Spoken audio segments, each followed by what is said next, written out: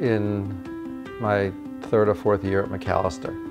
I took a trip with some Macalester staff and some Macalester alumni to Cyprus, where we were planning to do an alumni event. For a whole variety of reasons, Macalester has a long history of enrolling students from Cyprus.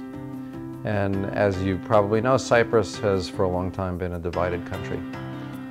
There's the Greek half, the Turkish half, and the dividing line that for many, many years people couldn't cross. They can cross it now, though it's still not as easy, I think, as it should be. And so we have attracted students from both sides of Cyprus for many decades. So we planned our alumni event in the demilitarized zone, right in the middle of the two halves of Cyprus, at the headquarters of the Fulbright Foundation. It was still surrounded by buildings with the pockmarks of bullet holes from the wars that have taken place on Cyprus. So a very powerful and somewhat disturbing environment. And so we had Macalester alumni, and since it was the summer, some current Macalester students come from both sides of the island to this Macalester event.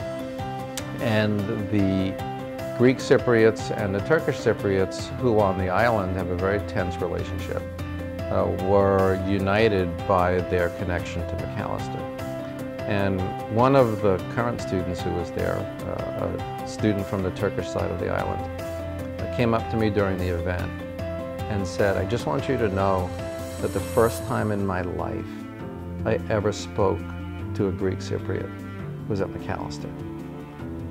And that moment has stuck with me powerfully ever since, because it made me realize how strong the impact of this place could be. Here were two people who might have lived 10 miles apart, who because of politics or religion or nationalism would never have even spoken to one another. And it took them flying thousands of miles and coming to this little campus in St. Paul to speak with one another, to begin to understand one another, to develop a friendship with one another.